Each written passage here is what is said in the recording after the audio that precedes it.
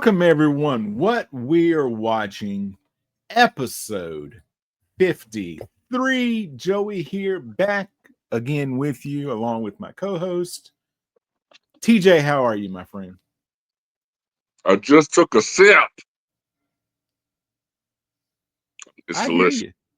you. Look, there's nothing wrong with it. And I have to say, right up here at the top, I miss the old song, but that new music is like, look, I know I'm not the old music. I know I'm not what you want, but I'm gonna hit it as hard as I can. And you start to It get into goes. it. You're like, Yeah, you have to, right? Like you have to go as hard as you can, and it does give good joy feel. So as I am now with you, and I did take a sip. How are you doing, Joey? Man, that was some Minute Maid, and as I am in the good spirits, cut the check. man, I'm doing better than I deserve, as the old saying goes. Because I know what I deserve. I'm like, I wouldn't wish that upon my worst enemy. Because let's say you wake up and they got what you deserve. I'm like, oh, they didn't have to do them that hard.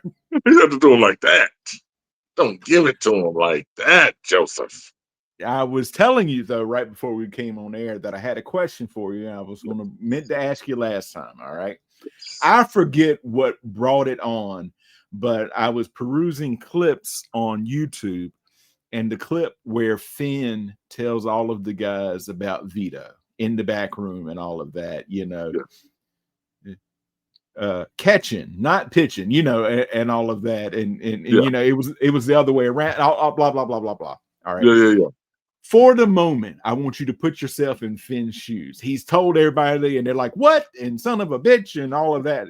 And Tony takes him, and he's just peeling off the money. Look, I want you to go outside, get you a sandwich, any kind you want, a soda. I'm throwing a bag of chips in there because I feel like it's intended and all of I that. might get a cookie.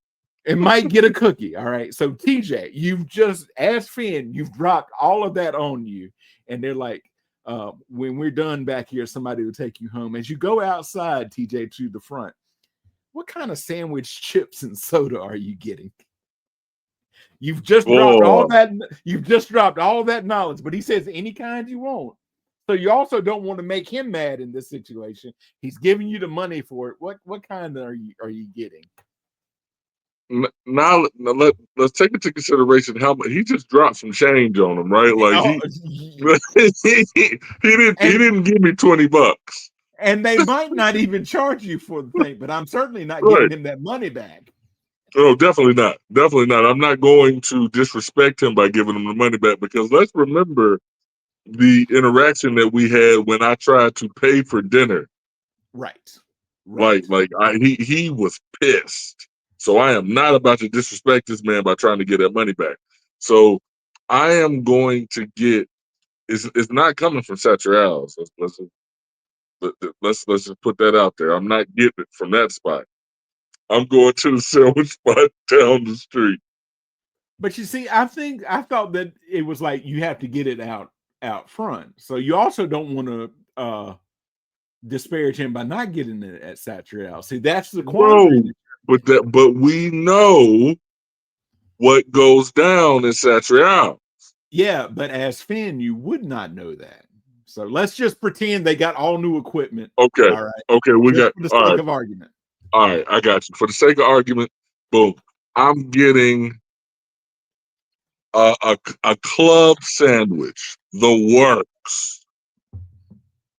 works, lightly toasted, Okay. and, Okay. and and because I don't believe in the sandwich lotion like most of you folks do, the mayonnaise, I'm going to put some ranch on it. Okay. All And right. with regards to the chips, because I do want a chip, because I like to have a crunch to go with my chew. Oh, sure. Sure. It's going to be a kettle chip Oh of yeah, the of the that thick. Peno variety. I like it. I like a kettle chip. Yeah. Yeah. No disrespect to the original Lay's or the original Ruffle, because I was a You child once. But you now that you I am a man, I eat as a man do. you'd eat them if there was no other alternative, but you know they've got kettle chips there at this. Oh no, 1,000%. If somebody went to the store and they went and bought one of those variety packs, and that's all they got is some sour cream Lay's or a sour cream, a cheddar and sour cream ruffle, and that's all that they have, then yes, please believe it will be eaten with my Jersey Mike. But what I'm saying is, if I have a choice, then a Cape Cod I will eat, Joey. I've always wanted to say your name aggressively, and I never do because I feel like it would be taken disrespectfully, and I never wanted to be taken that way, Joey. Like I'm trying to talk you out of the thing. You're like, dude, you don't know. I got to get the sandwich and chips. How much I owe you, my friend? Oh, no charge. But you gonna leave him a great tip. Oh, I'm leaving a tip. Where's your tip jar? You know what? Somebody else getting a piece of this money. Let me just see you in the pocket there. I'm just gonna tap. Yeah, just that's for you, my friend. That's for you. Because I feel like I might be on my way out. So I need to bless some people on my way out.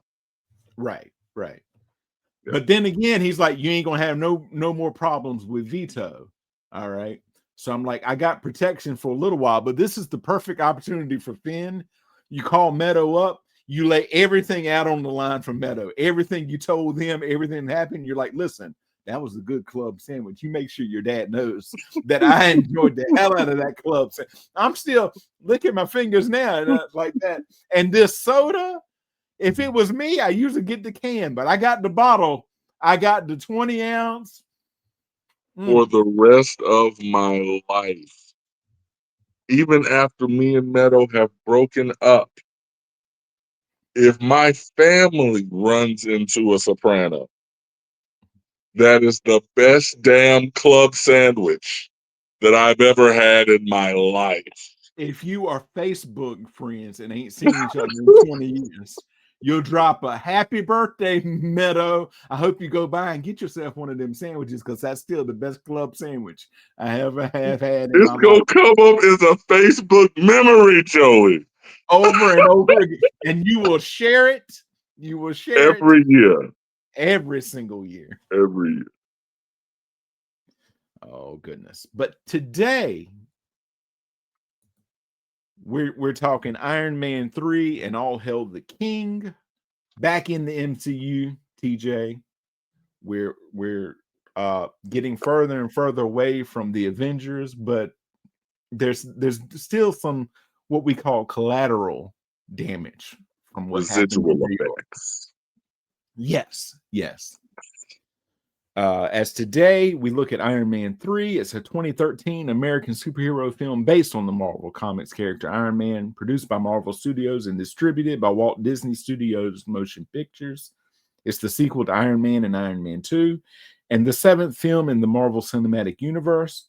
The film was directed by Shane Black from a screenplay he co-wrote with Drew Pearce and stars Robert Downey Jr., alongside Gwyneth Paltrow, Don Cheadle, Guy Pearce, Rebecca Hall, Stephanie Zotac, James Badge Dale, William Sadler, Miguel Ferrer, Jon Favreau, and Ben Kingsley. In the film, Stark grapples with the consequences of the events of the Avengers during a national terrorism campaign on the United States, led by the mysterious Mandarin. We're not talking oranges here, people. No, we're not talking oranges, but I like those. You like the Mandarin? I do like those. The Mandarin oranges. Okay, so if you were involved in all that and they're like, it's the Mandarin, you're like, not the Mandarin oranges, I hope, because I like those. Don't you disparage those, Joey, because that's the only way I'm getting my pulp. I was about to say, Mr. No Pulp whatsoever. That's the only way I'm getting my pulp, Joey. They're like, TJ, would you like some Mandarin orange juice with some pulp? You're like, you know what? Pour me a glass. Pour me a glass. They would slap the glass at you. You're like, listen up, imposter. Get out of here, scroll. After the release of Iron Man 2 in May 2010, director Jon Favreau chose not to return for a third film. Black was hired to write and direct the sequel in February 2011, working with Pierce to make the script more character-centric, focus on thriller elements, and use concept from Warren Ellis's extremist comic book story arc. Iron Man 3 premiered at the Grand Rex in Paris on April the 14th, 2013, and was released in the United States on May 3rd.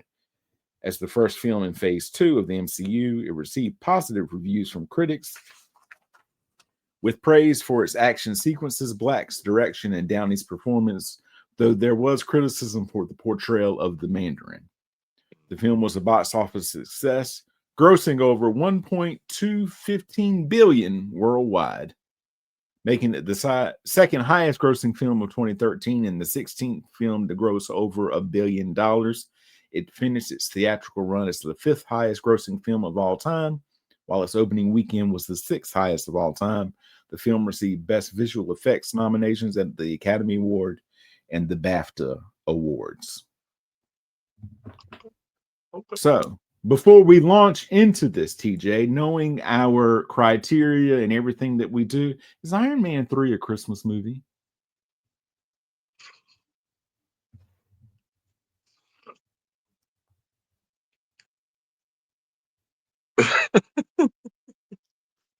with the fervor, okay, and the punch that I defend Die Hard for, and with, I want to say no. I want to say no. Okay. But technically, I have to say yes. I have to say yes because it's set at Christmas time. It has the elements. So I have to say yes. It is. All right. So let's look at it. Does it take place at Christmas? Yes, because there's not a Christmas movie that does not take place at Christmas. All right. Does it? Jody, our crawl is a Christmas movie.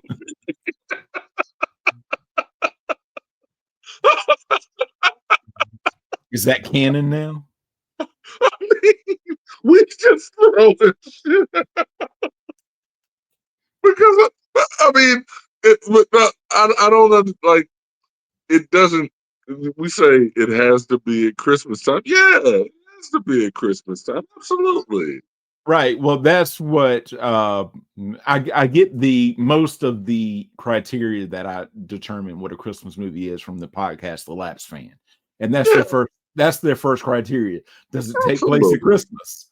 Because if it doesn't take place at Christmas, it's not a Christmas film. All right. All right. Is there Christmas music? Yes, there's Christmas music. Is someone dressed up festively or as Santa? Yes. Yep. Got that. All right. And then if you take in, they did not do this, but if you take in, is there a Linus moment where somebody learns something because of Christmas? Yes. Tony Stark. Tony Stark. Yes. So has to be a Christmas movie. That's what I'm saying. I'm like, and I was saying, because for me, I just, and I'm, again, when I'm asked the question, I'm looking inward. And I always just think about how hard I've fought for Die Hard. So yes. I'm saying, would I fight for this movie like I fought for Die Hard? The answer is no. But still, does it deserve? Because I paved the way. Does it deserve it? Yeah. All right. And we have also already done one Shane Black film this year. Lethal Weapon was a Shane Black film, also set at Christmas. Plot. He does because he says I only have to hit with one film and they'll show it forever at Christmas time and I'll make bank. Plot. At a New Year's Eve party in 1999, Tony Stark meets scientist Maya Hansen, the inventor of Extremis, an experimental regenerative treatment that allows recovery from crippling injuries. Disabled scientist Aldrich Killian offers them a place in his company, Advanced Idea Mechanics, or AIM, but Stark rejects him. 13 years later, Stark is suffering from post-traumatic stress disorder and has frequent panic attacks due to his experience during the alien invasion of New York. He has built dozens of new Iron Man suits to cope with his insomnia, creating friction with his girlfriend Pepper Potts. Meanwhile, a string of bombings is claimed by terrorists known as the Mandarin. Stark security chief Happy Hogan is badly injured in one such attack and is put in a coma, prompting Stark to issue a televised threat to the Mandarin, revealing his home address in the process. All right. Now, first of all, I realize you're Iron Man and all of that. All right. Right. But you can't say, hey, Mandarin, I'll meet you up by the Hollywood sign and we'll settle this one-on-one. No, listen. Here's what I want more people to do. Okay? Don't just be a telephone tough guy. Don't just stand behind an avatar that ain't your face. Stand on business. Okay. Tony Stark said, look, here's what it is. I'm Iron Man. Right. Here's my address. I'll be here at 7:30. Right. Now, he called it. He called He it. called all of it. Exactly what he wanted. Exactly. He called. So people, so anyone listening, if you stand on business, be prepared for somebody to call you on it. Yeah. But see, here's the problem that they did not address in Iron Man 3. All right. Mhm. Instead of Tony Stark, let's say it's TJ, and you're standing on business. All right. 7:30. Here's my address. You be here. And you're ready to fight. You're ready to Right. do it. Here's the problem. Joe Blow from nowhere, Nova Scotia, is going to show up at 6:45, knocking on the door. You're getting ready. You're doing some stretches. Now Right. you got to deal with Joe Blow because you don't want no collateral damage and Right. all that. But he done brought the wife and kids. Look, they're not going to show up till 7:30. Depending on the bad guys to be men of their words and show up on time, if not early. Right. Can you take a picture with me and the kids? All right, you got the camera. You don't have a camera. You show up expecting me to take a set. You ain't got no camera. You ain't got a flip phone. Everybody got a flip phone. Got at least a flip phone. Homeless Willie down there got a flip phone. It ain't worked since 2005, but he got it. But he got it.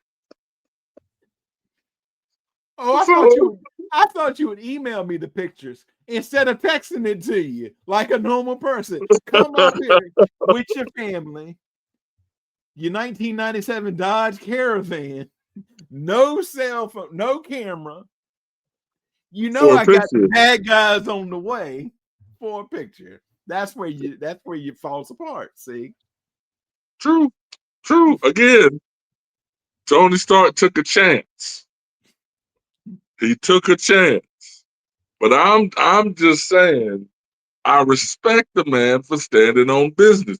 He wanted look, I don't want to have to go and be Batman right now, the world's greatest detective. Shouts out to DC. I don't want to have to go and try and find the Mandarin because the Mandarin said, they'll never see me coming. So I don't want to have to go find the son bitch. I don't want to have to go find him. He said, I'm not going to see him coming. Look, let me tell him where I'm going to be. He coming to me.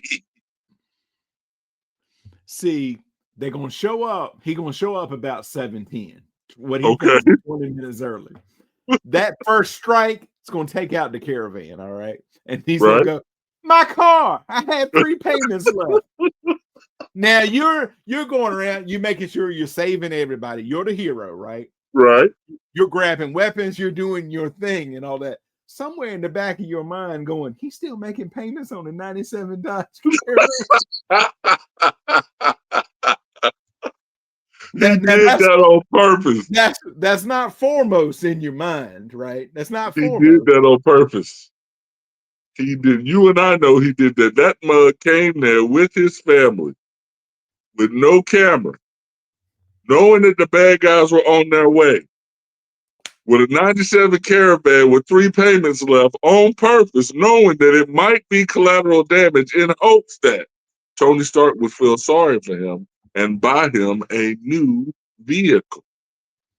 He is like my great uncle. His house payment, his mortgage payment, TJ, was $50 a month. He said, I got enough money in the bank to pay it off, but it's only $50 a month. Why would I? Why? That's what he's thinking with that Dodge Caravan. He's got a really good payment. It's probably $75 a month. Automatically comes out of this thing, but he's not. But he hadn't gotten that deed yet. You know, he don't own it outright.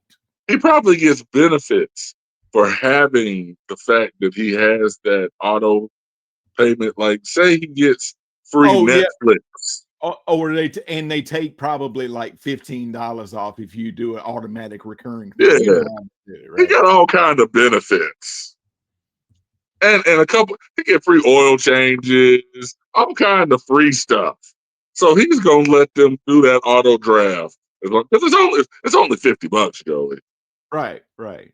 And his insurance then dropped down to the lowest rate because it's only a 97 Dodge Caravan. It's a 97 Caravan. Hell, he ain't even got to get it inspected no more. He only has to make 11 months worth of payments. In December, we send him $5. Thank you for continuing to drive this car. It's doing horrible for the environment, but we appreciate it. He's like their best customer. They toast him. They don't invite him, but they toast him at the party. He made us so much money. So much money. Is he still driving that Caravan? You know, funny story. Up until last week, it finally died in a way. Somebody hit him. You could say that. You can say that. You can say that. I can tell you what, that ain't covered. You look over your insurance policy, that is not covered. They're not. They laughing about that too. Oh yeah. I had a little policy with the bank when I was with the savings with the credit union when I was living in Maine, and they give you like a little policy, like $5,000 if something happens to you and all that. It was like for free if you signed up for that. I'm like, yeah, you know, free money. I'll take it and all of that. But then you see all that, like if there's a nuclear war, they're not going to pay out. If you're in the bank and the bank gets hit, you ain't getting any money. Some of them. Is anybody getting paid? I mean, and I'm gonna lie to. I'm not gonna lie to you. I was gonna say, I'm not gonna lie to you because I don't have no money with that bank no more. It was only for $4,000. But they're like, I'll be darned if you're gonna get 1 red cent from us. They done shot up our bank, Joey. It might have been just after you. I'm gonna pay you $4,000. Debbie's never coming back to work, Joey. She's traumatized. And we're back. The Mandarin sends gunship helicopters, of course, to destroy Stark's home. Hanson, who came to warn Stark, you don't have a 12-year-old in the car. He's 13. What? Survives the attack with Potts. Stark escapes in an experimental new Iron Man suit, which his artificial intelligence Jarvis pilots to rural Tennessee. Following a flight plan from Stark's investigation into the Mandarin, Stark's new armor is not fully functional and lacks sufficient power to return to Malibu, leading the world to believe that he is dead. They mourned him. They absolutely mourned him. But Pepper Potts is like, look, until I see a body. Pepper's like, I done seen too much go up under. Yep. Too much go up under. I ain't falling for it. That man went into space. With the help of Harley Keener, a local boy, is what it says. Stark investigates the remains of a local explosion bearing the hallmarks of the Mandarin attack. However, it occurred years before any known attack by the terrorists. He discovers the bombings were triggered by soldiers subjected to extremists whose bodies explosively rejected the treatment and were falsely attributed by AIM as a terrorist plot to cover up extremists' flaws. And they show that cinder block wall with like people like, That was tough. That was tough. It is, now mind you, fast forwarding, I'll say, wow.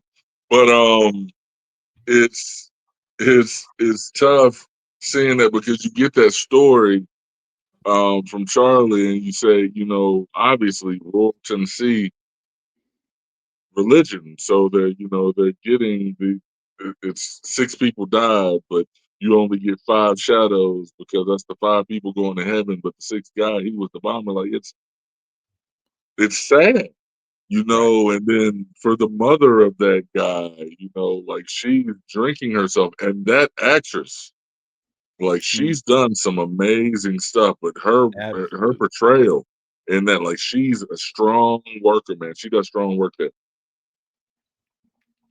Stark witnesses extremists firsthand when Mandarin agents Savin and Brandt attack him.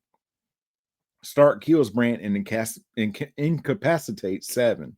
Meanwhile, Killian resurfaces and kidnaps Potts with assistance from Hansen. American intelligence agencies continue to search for the Mandarin, with James Rhodes, the former war machine, now rebranded as the Iron Patriot, lured into a trap to steal his armor.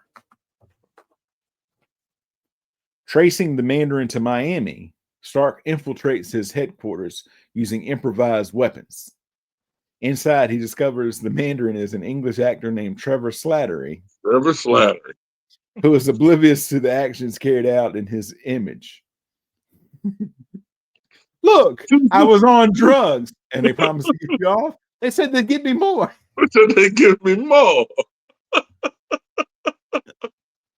Trevor's the man. He really is, man. Like, yeah. Killian, the real Mandarin behind Slattery's cover, then captures Stark. Killian, who appropriated Hansen's extremist research as a cure for his own disability and expanded the program to include injured war veterans, reveals that he has subjected Potts to extremists in the hope Stark will help fix extremists' flaws while trying to save her. When Hansen betrays Killian by threatening to jeopardize his operations, Killian kills her. Stark escapes and reunites with Rhodes. And 5, 4, 3, 2, 1. You guys better give up now. 5, 4. The timing on that, I gotta return that watch. Like, it's just, the timing on that was off. But then the line, see, man, these guys are really weird. Like, that line to me was hilarious, right? That was good. I would like to see like a limited series on Disney Plus or whatever. If that happened to somebody else and they only get the one thing and the one boot, they can call themselves like Scrap Iron and all that. Just following around. What happens if the armor chooses the wrong guy? In 5, 4. Scrap Iron. Stark escapes and reunites with Rhodes, discovering that Killian intends to attack President Ellis aboard Air Force One, using the Iron Patriot armor controlled by Savin. Stark kills Savin, saving the passengers and crew, but cannot stop Killian from abducting Ellis. At an impounded, damaged oil tanker, Killian intends to kill Ellis on live television so that the vice president would then become a puppet leader following Killian's orders, in exchange for extremists curing his young daughter's disability. All right, now, the people getting sucked out of the plane. All right, yeah, there was a lot of like math, and like velocity and stuff like that. But I'm gonna tell you what: if I'm the first person, you ain't gonna be able to save nobody else. You got to loosen your grip. You say tighten my grip. I said loosen your grip. Now reach out and grab somebody. How am I gonna do that if I'm gripping you? They're all in tandem. They're like, you got to reach out. Oh, you missed him. Don't worry, we'll just go faster. And I'm gonna tell you what, the first and only time everybody be like, of course that's what you're gonna do. People were peeing all over themselves and Oh anything yeah, else. oh yeah. If at the least, it's P, Joey. At the least, Joey. At the least, And because look, if I'm on that plane, Joey. Yeah. If I'm on that plane, Joey, we're over water, Joey. So I'm falling out looking over water, Joey. That's the shark's house. All right. Not to mention it's water, and I don't swim so well, but it's also the shark's house. Right. Okay, Right. yeah, there's dolphins in there. A dolphin might be kind and try and save my life, but more likely it's going to be a shark thinking that I'm a manatee looking real delicious. I'm not going to make it. Even if Iron Man saves me, I'm not going to make it, Joey. I look too damn delicious. I know how. Look at me, Joey. I see you, TJ. I see. What's the alternative, though? Hey, Iron Man, drop them in the water. You see that patch of beach? Drop me over there. You can drop me in the water like 2 feet from the beach. I'll roll. Yep. And I will roll. I'll flop whatever I gotta do. But I also know my luck, right? Let's say I'm not the first person he catches, right? And I know how physics works. Everything's supposed to be dropping at the same level, right? But knowing my luck, I'd be like, I'm gonna die. Wait, what is that above me? And I look and I see people catch. At that time, somebody's urine gonna hit me right in the face. And they're like, Joey, that's not physically possible. Okay, I just got sucked out of an airplane, and people are like playing barrel of monkeys per his instructions and all that. I can't get hit by pee. It might be my pee. It might be coming up. Who knows? All I know is it's wet, Barbara. But you know what? Let's say I save it, and I'm like, if you got to put me down in the shallow water, make sure there's no sharks around and make sure it's shallow enough that I can stand up because I'm not a swimmer at all. All right. But I'm going to tell you what, I'm coming out. You know, there's going to be news cameras there. Where they at? Put them all on me. Yes, I peed myself. What would you do? I dare somebody to say something. I dare somebody to say something. Just first of all, like, wait, Joey, nobody said anything about you. I understand. I'm getting ahead of it because everybody else is going to be like, no, I knew that Iron Man was going to save me. I didn't know shit. Okay. You coming out on top of it. I feel that. I figured because I'm coming out of the water, I'm wet. So can't nobody, won't nobody tell. Now, mind you, if I'm wearing khakis, and like I said, it's pee at the least.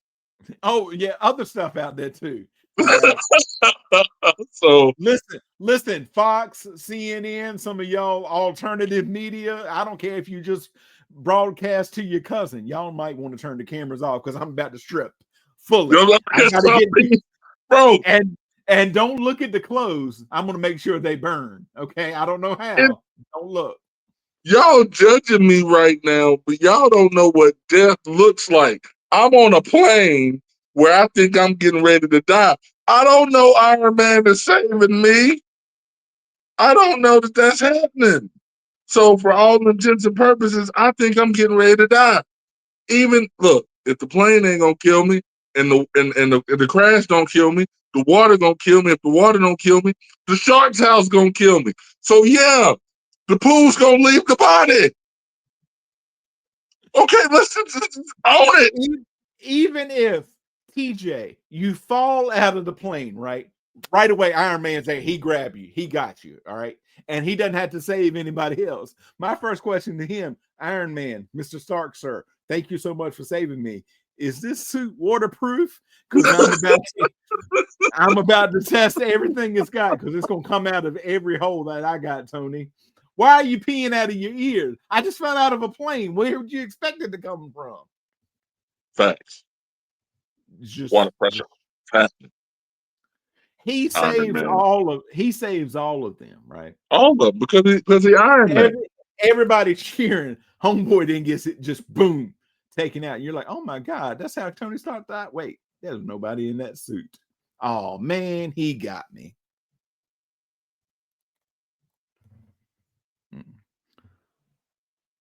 All right. So Stark escapes.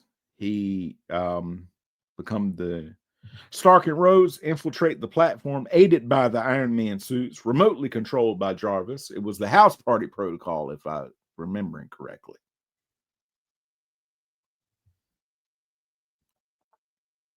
Rhodes secures the president and takes him to safety, while Stark discovers Potts has survived the extremist procedure. Before he can save her, a rig collapses around them, and she falls to the platform to her apparent death. Stark fights Killian, but finds himself cornered. Potts, whose extremist powers allowed her to survive the fall, kills Killian to save Stark.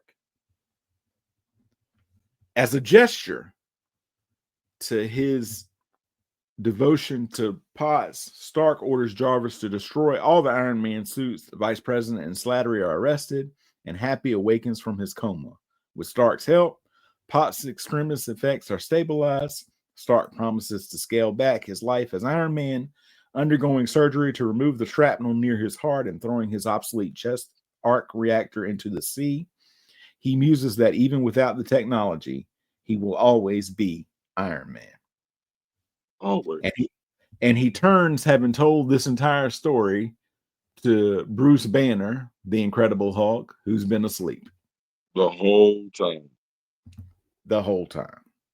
That fireworks show was pretty cool though, but and it put a button on it, which is wild because if you're watching it, you see the beginning of the movie starts with a fireworks show for Killian and then ends with a fireworks show. So it kind of, again, all a callback. So, shouts out to Iron Man 3, man.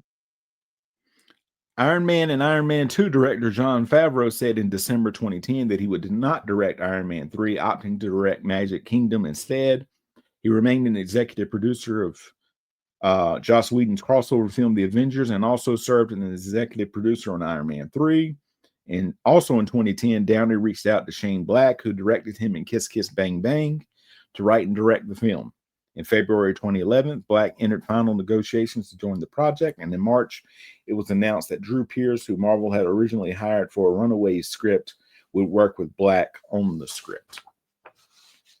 Iron Man 3 grossed $409 million in North America and $857.1 million in other countries for a worldwide total of $1.266 billion, outgrossing both of his predecessors combined. Worldwide, it became the fifth highest grossing film, the second highest grossing film of 2013, the second highest grossing film of the Marvel Cinematic Universe behind The Avengers, and the highest grossing film of the Iron Man film series, as well as the fourth highest grossing comic book and superhero film overall. The review aggregator Rotten Tomatoes reported an approval rating of 79% with an average score of 7 out of 10 based on 331 reviews.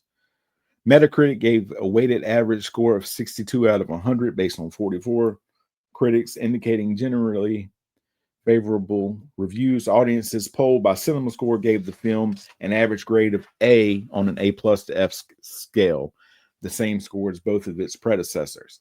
In March 2013, Black stated that Downey's original contract with Marvel Studios, which expired after the release of Iron Man 3, might be extended in order for the actor to appear in a second Avengers film and at least one more Iron Man film. That April, Cheadle said that Iron Man 3 could be the final film in the series, but acknowledged that he was open to reprise in further Iron Man or other MCU projects. Although Downey said in 2014 that there was no plan for a fourth Iron Man film, he later stated that he was open to reprise his role. All right, now spoilers, folks. I'm going to spoil something here for you. After the death of Tony Stark in Avengers Endgame, co-screenwriter Stephen McFeely said, and this, TJ, I wanted to hinge the entire show around. You would have already had Iron Man 4 if it was any other studio. remarking that it was a bold move by Marvel to kill off the character. You're like, we'd already had Iron Man 4 if it was anybody else, considering that number 3 made over $1 billion at the box office. Yep. Big fact. So then we move on to All Hail the King, and I put an exclamation point there for you. Big one.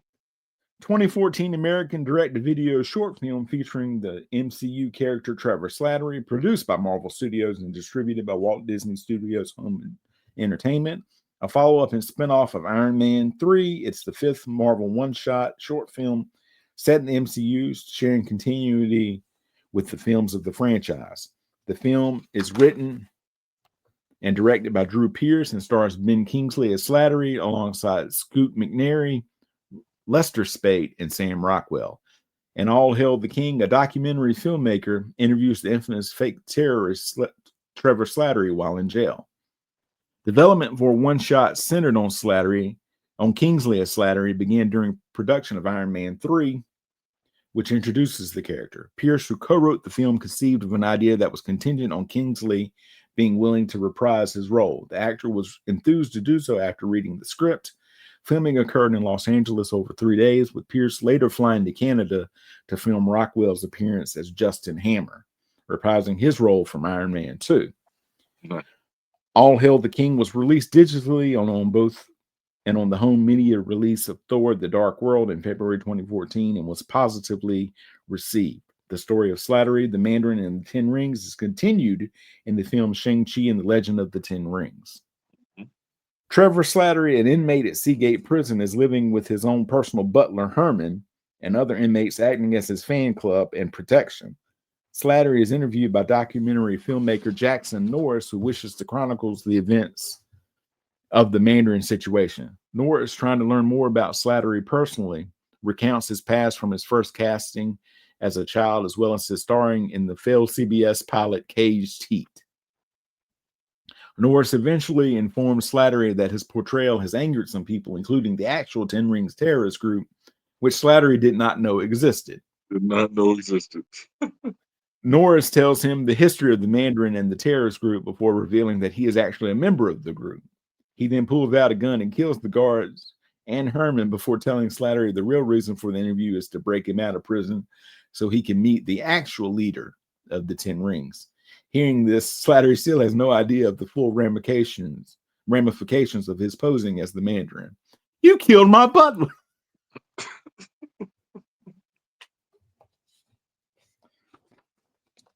The man, he wants his name back.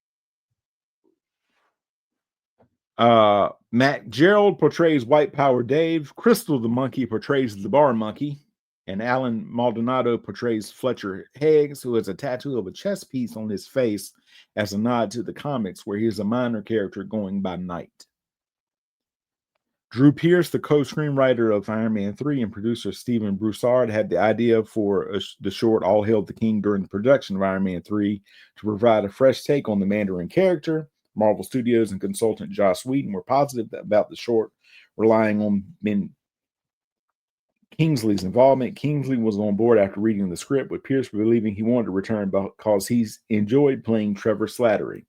In October 2013, Kingsley said he was working on a secret project with Marvel involving many members of the crew that were involved in Iron Man 3. This was later revealed to be the short, written and directed by Pearce. Iron Man 3 originally had Slattery dying in the film, so the one shot would have been a prequel exploring part of his past life.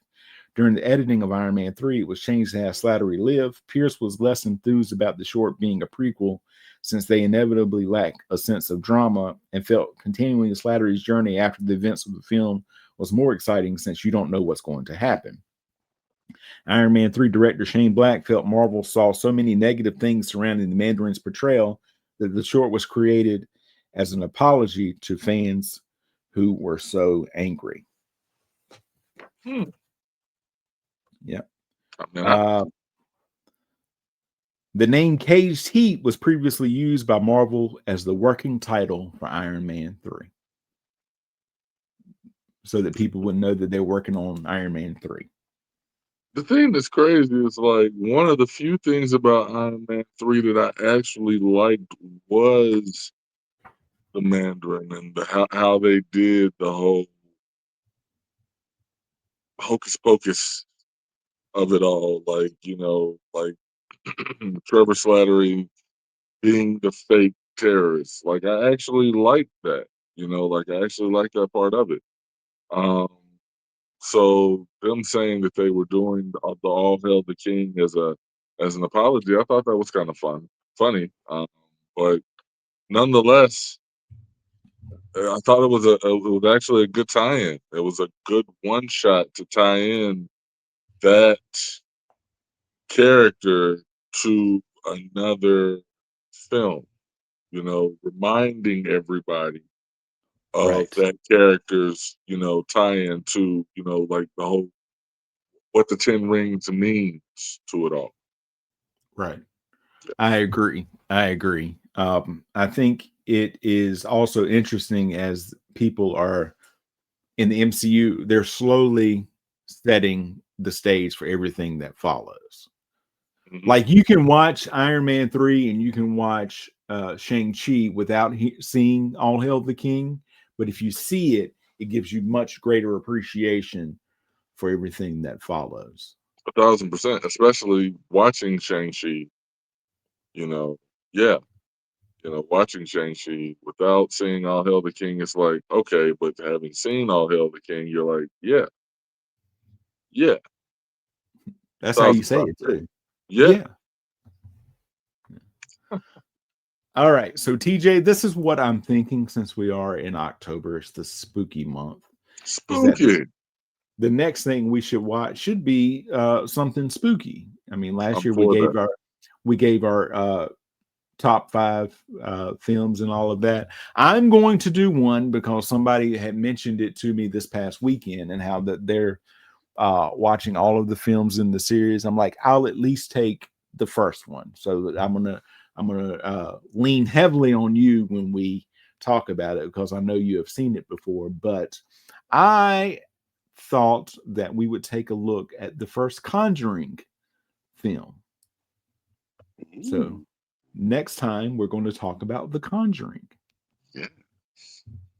I didn't know if you had watched it yet in your October watch along. I have not, but I could definitely put that on the calendar Okay. What are you watching now? right now. So, weirdly enough, every time I turn on HBO Max, it's like they're pumping Freddy Krueger. Like they are like pumping him like hard. That and it. They want me to watch it so bad. They They do. want me to watch it so freaking bad, man. So I They're haven't. like they're like TJ, welcome to Derry. How many times can we say it? They really are, and I'm like, y'all don't even know how serious this is. I'm staying out of Derry like I stay out of the Sharks' house. But I've had a conversation, and I'm considering watching the first it, then the 2 reboots, so that I can be prepared for the show when it premieres. I'm considering the idea of possibly thinking about contemplating thought of being open to it. But no, slowly still making it through the saws because there's a couple of those. Excuse me. But I did watch Friday the 13th, and then Freddy versus Jason and El Super Beasto, which is a Rob Zombie flick. So yeah, it's a spooky one.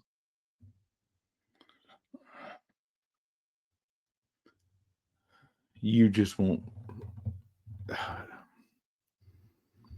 So my sister, everyone will enjoy this, sent Okay. me a, a a notification that someone had passed away. D'Angelo, do you know The singer? D'Angelo? Apparently so. Dang. So she says that we're talking, and this is what it sent back. Starkey Road infiltrate the platform aided by the Iron Man suits remotely controlled by Jarvis. It was a house party protocol, if I remember correctly. Right. My phone sent that to my sister telling me that the singer passed away. And she says, "What are you talking about?" Wow. That's what. Oh, so Hey, before we get out of here, man, yes. shout to Diane Keaton, man. Someone you worked with. That was her last film, I believe. At least the last one that's been released. So that was the last thing that I saw her in, man. Again, I give that anecdote anytime I get the opportunity to talk about it, man. So yeah, absolutely. So yep. Super Sky Point to Diane Keaton. May she rest in peace. So, but before I let you go, TJ, go ahead and plug any and everything you have, my friend. Oh man, continuing the work and more things coming. Mom on everything else. I've given y'all all the things that we can watch right now. Just go to Tubi because we're there. Go to YouTube because we're there. Go to the Joey Harris Show because we got more stuff coming there. It's almost Christmas time. Y'all know what happens at Christmas time? You get me and Joey with who gonna be there. Ooh wee. It's gonna be a good old time, man. Can't wait for it, man. Y'all keep shining. Patreon.com/baby kangaroo media. So look, folks, $5 a month. That's all I'm asking. That's all they're asking for. 1 month, try it. If you don't like it, go ahead and download everything. If you don't like it after that, you can cancel. No hard feelings. All right. You can I join. can personally say it's 2 movies on that piece that I have personally put. This man has got that content, y'all. You can join for absolutely free, and there's several pieces on there that you can get absolutely free. A lot of good stuff on there, absolutely free. You sign up, doesn't cost you a dime to sign up, but if you want everything, just $5 a month. All right. Can't get a personal pan pizza for that. Not no more. You can't even get the original bag that saved me twice the past 2 weeks. You can't get that for that. Not even a foot long, baby, and they made a song about it. Yeah.